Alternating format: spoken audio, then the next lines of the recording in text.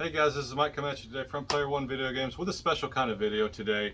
No trade-ins today on this, sorry about that, I know you're disappointed. What I want to talk about, I want to try to do a series of videos starting with the Atari, which is, it's the first console that I ever owned. Now I did have games before that back in the day, back in like 77, 78, I had the Mattel handheld football. I loved it. I had a Merlin, things like that. But the Atari was my first home console that I ever owned. And I didn't ask for it. I didn't know it existed.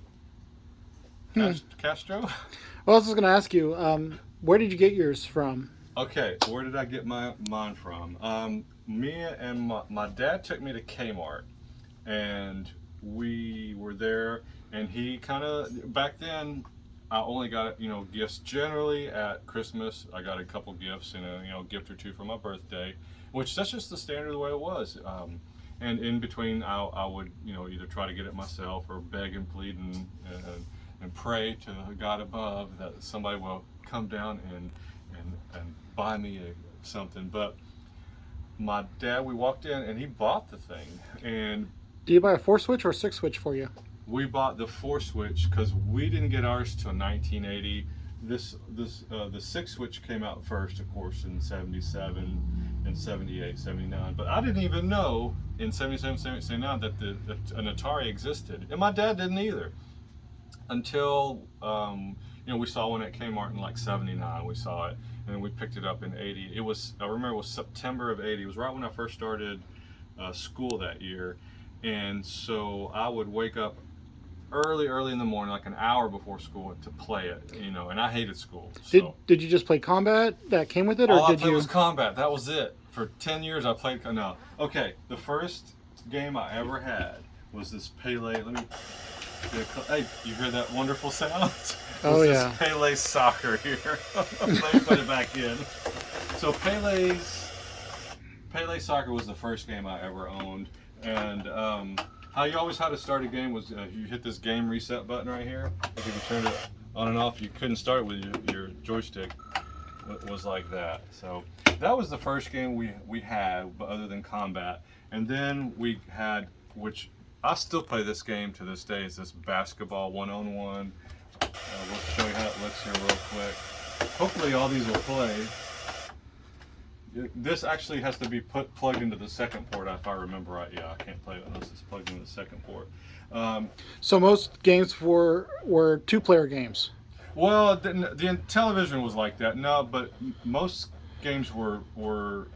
You mean without a computer-controlled opponent? Yeah. Yeah. If it was a sport title, generally it was a 2-player. You had to have a second player, like the Intellivision was that way. But this one wasn't. This one was computer controlled. And you know one thing, this game, you were cranking on this joystick, right? You were cranking on it, moving around. Actually, you know what? I gotta switch this over. I gotta play a little bit. Let me pop it over here. Or reset it. Well, there it goes. Oh. Uh-oh, my joystick's not working. Oh. You got me a bad joystick. But you would crank on this thing for 20, 30 minutes, and what people don't realize now is that your thumb right here, this muscle, would burn like fire. Mm-hmm. It would hurt like crazy, and then you'd have to stop for a few minutes, and then you'd pick up. Oh, I'm back. Play through the pain. Play through the pain. 10 minutes. Oh, I gotta rest for a minute. Come back. Play for 5 minutes. Oh, okay. Then when this thumb would tell you when to stop gaming, basically. So that's how it happened. But as good as Pele Soccer wasn't bad, and as good as this was, I'll be 100% honest with you. Video games were not as satisfying kind of as they are now. They were more like an appetizer. They were like a cheese stick. Mm-hmm. Is it because they were all sports titles, or what? They all were short. I would play my whole collection and be done in 2 hours. Like for instance, this Dragster is a 6.5 second game. Really? It is. Can you show us? It's 6.5 seconds. Let's see if I can here real quick.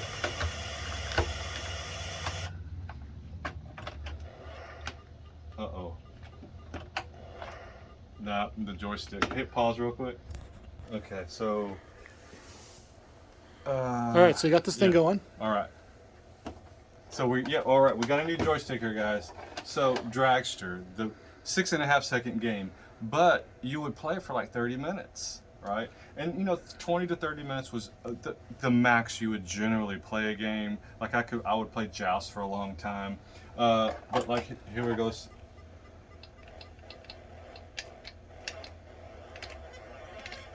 Now, if you're good, this game is 6.5 seconds. If you're bad, it's 8.5 seconds. Hey, so look you at got that. a longer game there.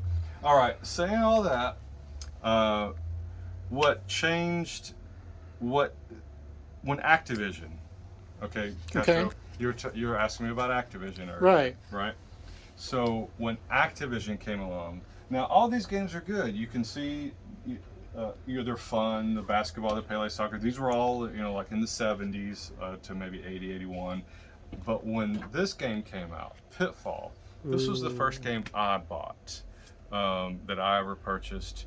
And it was basically the first platformer, right? It was. So, let's take a quick look at the difference. When Activision came out with stuff, you can just tell that, you know, you got the Running Man and you had great control. If I can get this one to work.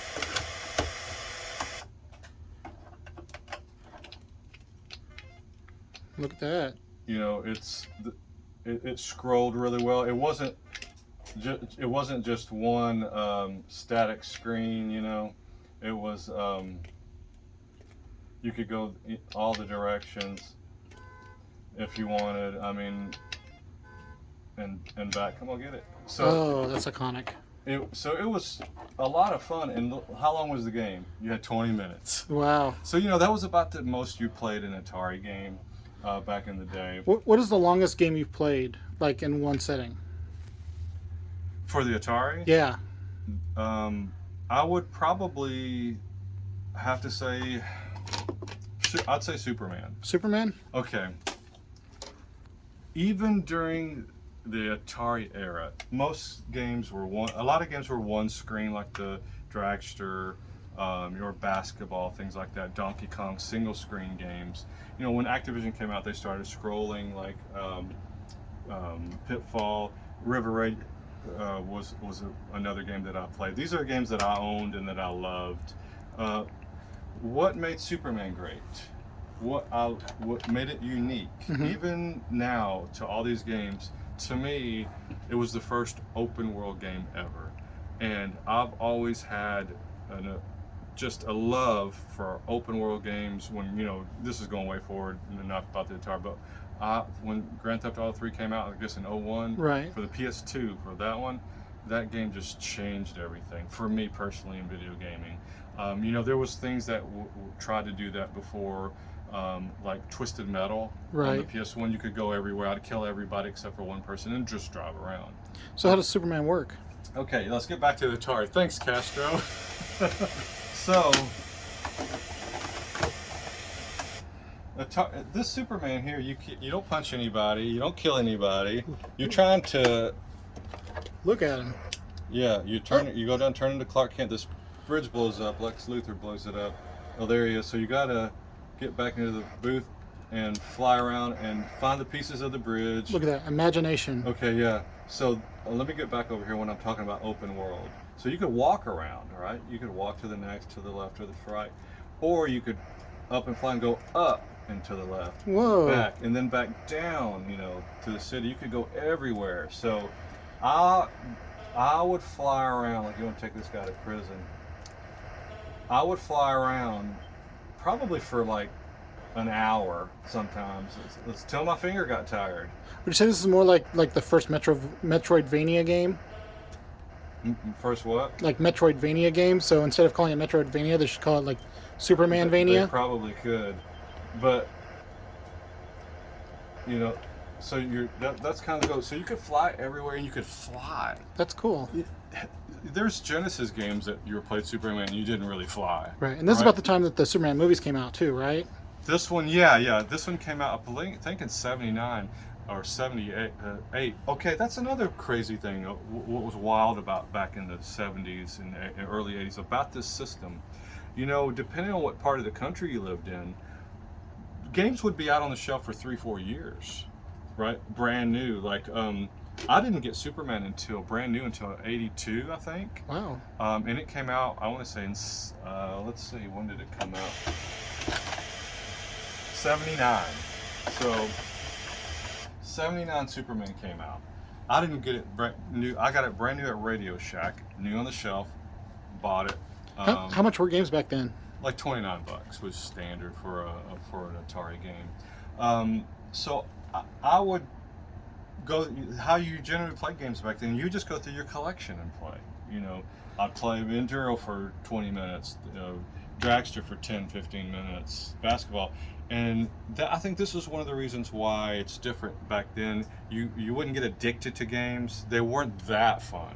Right. Okay, asking me would I rather play this basketball or go out in the next door and play basketball outside with my friends. Basketball. But now I'd rather play NBA 2K23 Right. than go play real basketball. You know what I mean? I have more fun with that. So tell me about River Raid a little bit. River Raid in 2012, I won the Arcade Expo first place River Raid tournament. Do you know that? I did. Oh, you did? Okay. River Raid, another great game. But it's Activision. What about it? So you would say that Activision probably put out the best games, in your opinion? Yeah, for sure. You know, they kind of took over before Activision was there. You know, you had good games. You really did. The Atari stuff, basketball, Pele Soccer, Superman, Yar's Revenge, Warlords, all stuff made by Atari. When did you get River Raid? Did you get it when you were a kid? Probably when it first came out. When that one came out, yeah, probably. That one I don't remember exactly when I got it, but I got it right when the year it came out. So let's move on to the 5200 real quick. I guess if we have to. All right, we have to. So saying that, you would play your system at night. Your friends would come over. You'd play, or if it was raining, you'd be inside. You'd play your system. You would not say. You wouldn't wake up and go, I'm playing my system all day today. It's sunshiny and perfect weather. I don't care. I'm playing my system. You did not do that back then. It wasn't that fun. Well, no, because your hand would hurt after a while. Your hand would hurt after 30, 45 minutes, maybe an hour. Something around there. So did I get a 5200? Did you get a 5200? No. And you know why? Did anybody get a 5200? Yes, my good friend who lived down a couple streets down, he got one, and I remember the first time playing it. And let's take a look at the cartridge real quick. We won't show. We're not really focusing on the 5200 exactly, but this cartridge was quite a bit bigger and things like that. When I played it, he had a few games for it. Had probably 4 or 5 games, 6 games.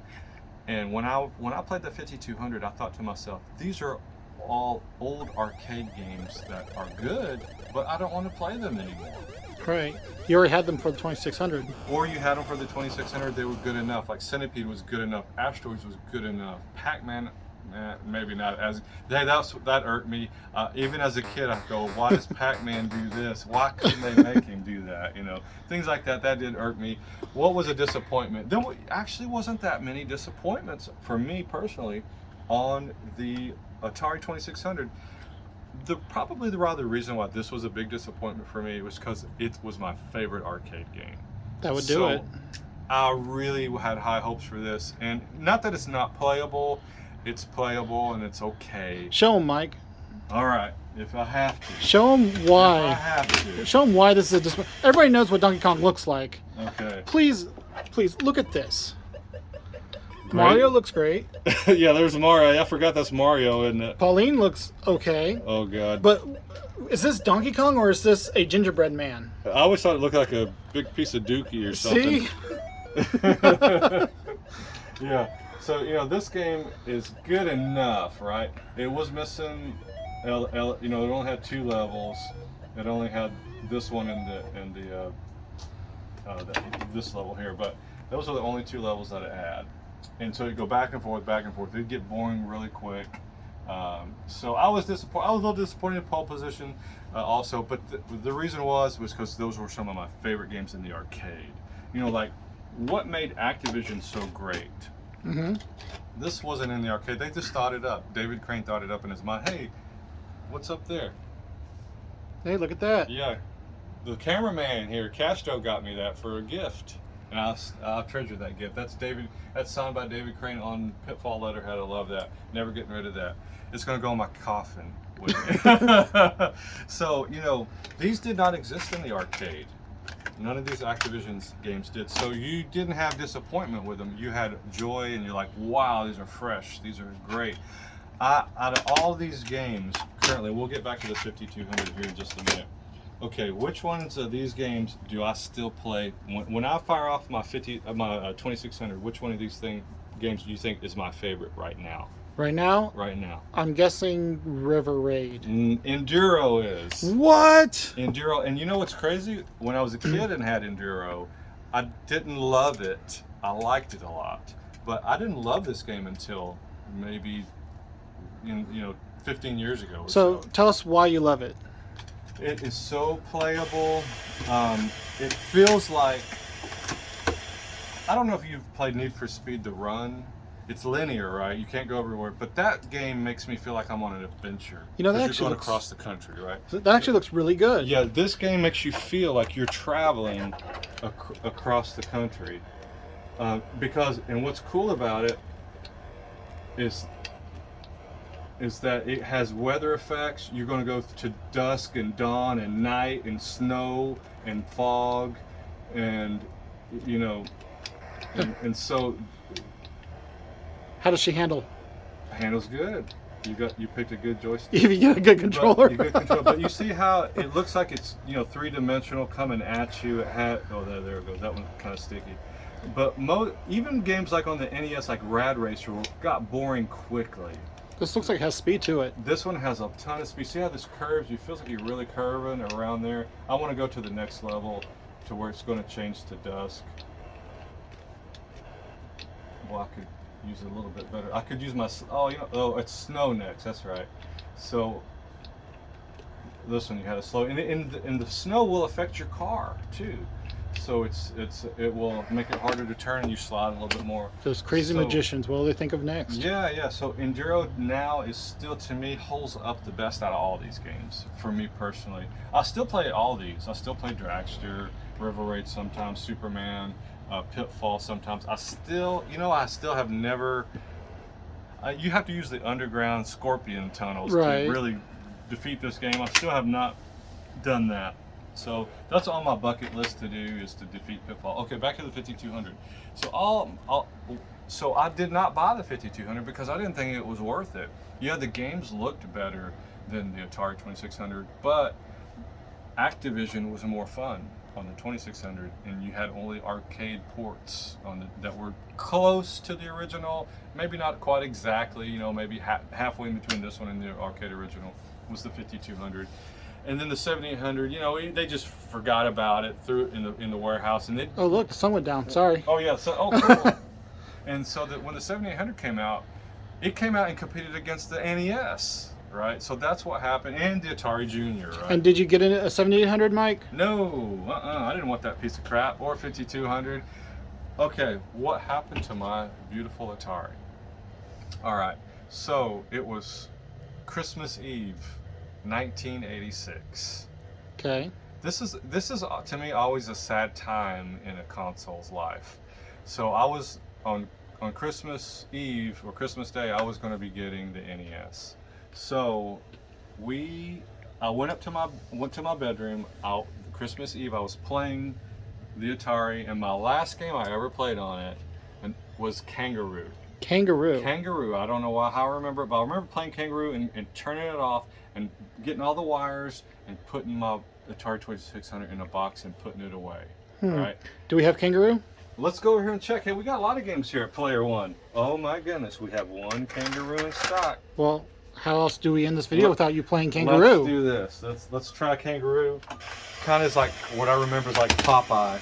I might not have played Kangaroo since the day I put it away in 1986. So let's try. Yeah, it looks like Popeye, doesn't it? Yeah.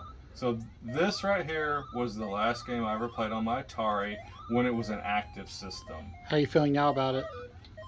Do you already miss it? I hate. No, I'm glad it's dead. So saying that, then I move on to the NES.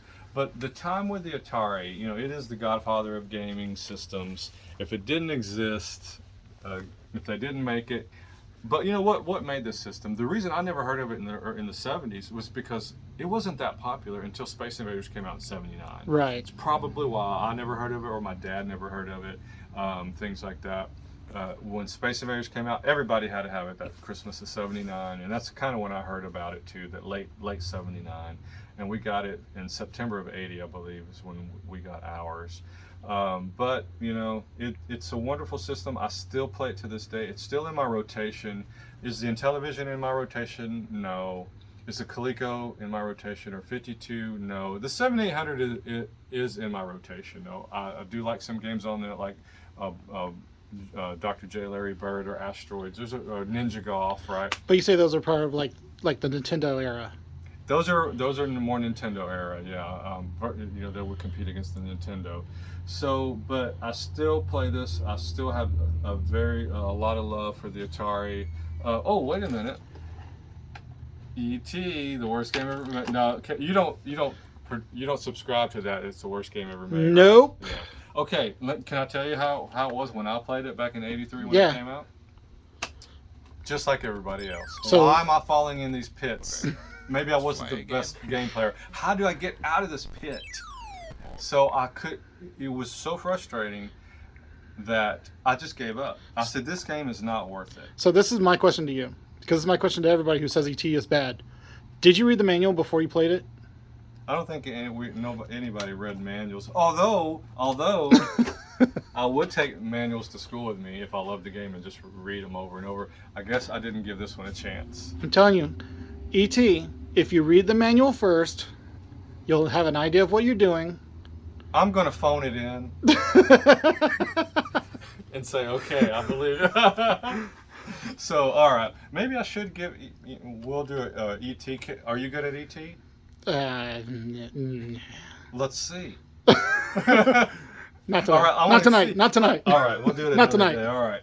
So, all right, guys. Hey, saying all that, thanks for watching the video. We're going to do more of these. We're going to move on to the NES next time. Come on down to Player One. Hey, we do have Ataris in stock. Not in the box, but we have 6 heavy 6s, 4-switch, all the games that you could want, and paddles and joysticks and stuff like that for it too. So come on down to Player One and pick you up an Atari. It'll be a great time.